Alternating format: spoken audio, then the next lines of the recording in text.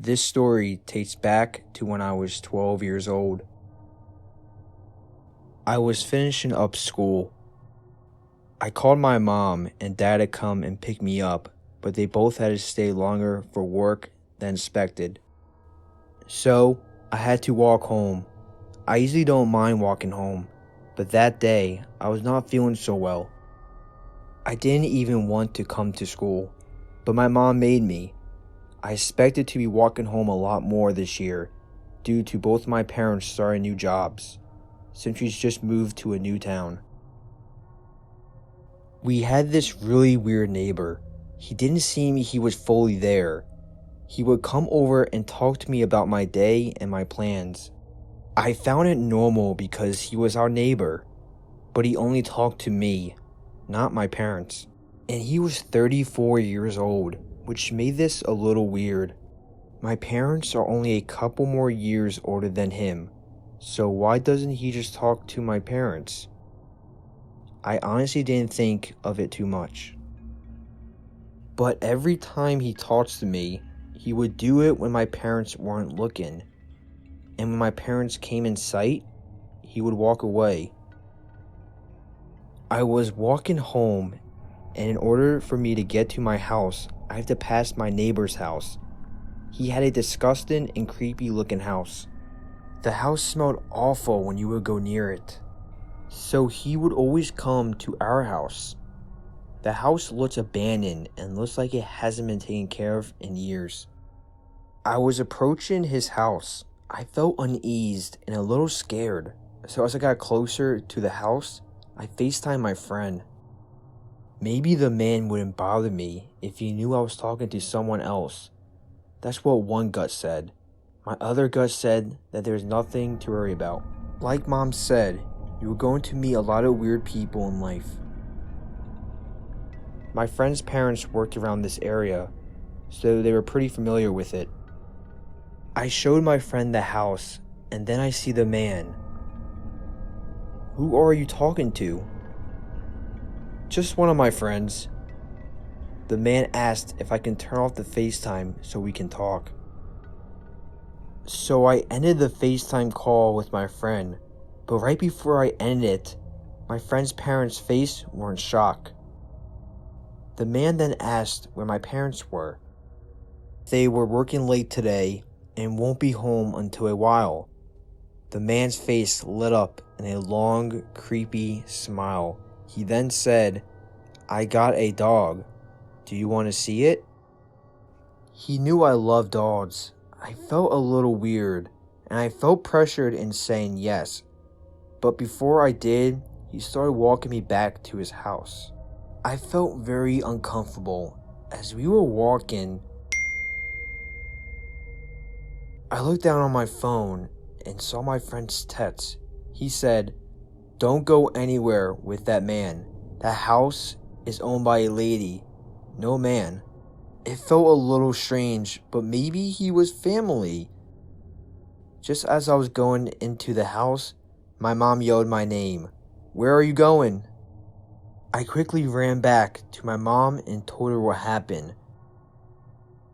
She called the cops, and the cops investigated the neighbor's house. They found out the smell was coming from the lady who owned the house. She was killed by the man. My mouth dropped when I heard that, and there was never no dog. They never caught the man. I never walked home alone again. I don't know what would have happened to me if it wasn't for my mom and where this man is today.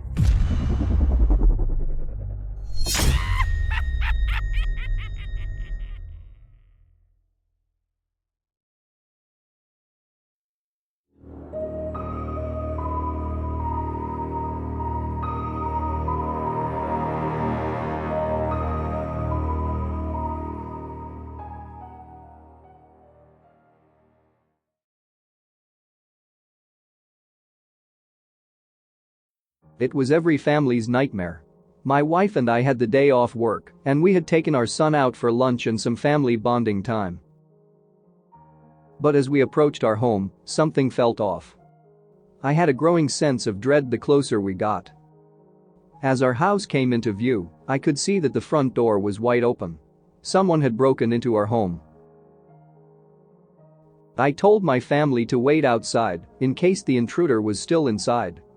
They obliged, and I slowly and silently made my way through our house. As I stepped into the living room, I saw broken furniture, nothing in its correct place, just utter chaos. Was this person looking for something? Did they have malicious intent? Why did they choose our home? Why did they choose us? Next, I walked to our kitchen. The fridge had been emptied.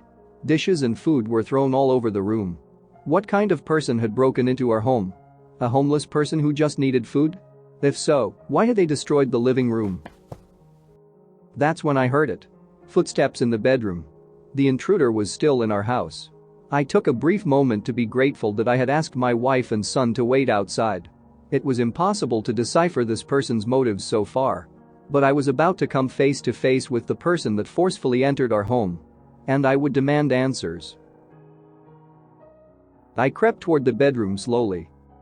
Slowly, I approached the door and focused on the sliver of light slipping through the crack. I could see faint shadows dancing in the light. I raised my hand, placed it against the door, and took a deep breath, readying myself for whatever may be on the other side. I pushed the door open and stepped through the threshold with authority. I couldn't believe my eyes. I actually rubbed my hands over them, thinking I was imagining things. There, in my son's bed, was a young girl with curly blonde hair. She stared at me with wide eyes. She must have been terrified. I must have been a few feet taller and at least 100 pounds heavier than her. I must have been a sight to see for that little girl. But she should have considered that before breaking into my home. I called my wife and son to see what I found. Is that a human? Yes, it is. That's dinner.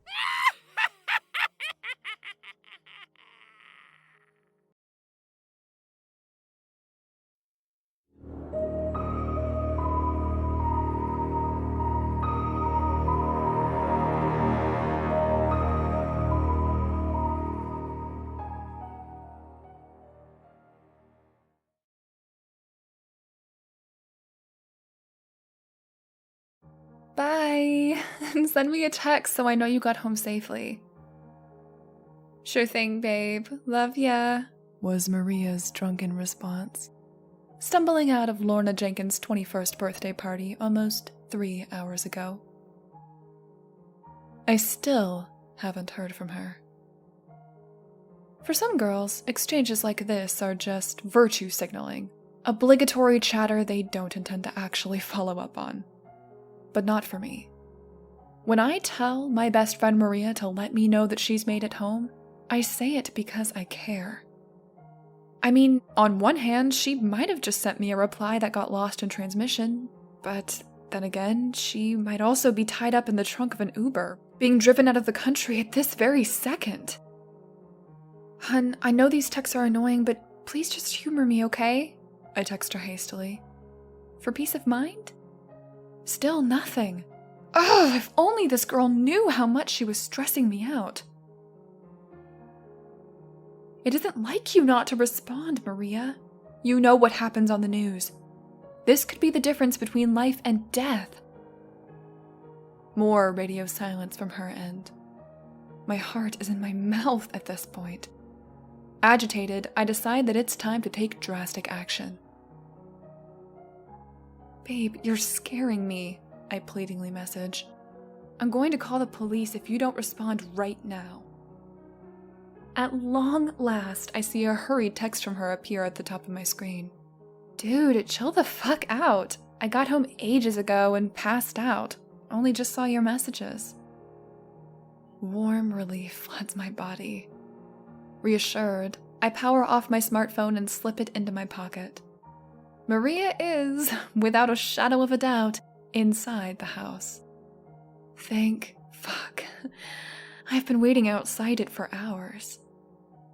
In one swift move, I lift the jerry can at my feet and upend its contents all over her front door.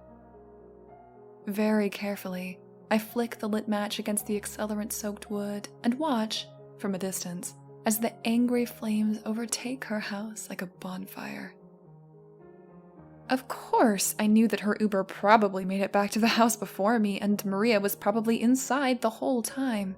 But you only get one shot at burning your boyfriend-stealing bitch of a friend alive in her own bed. I needed to be absolutely certain. For peace of mind.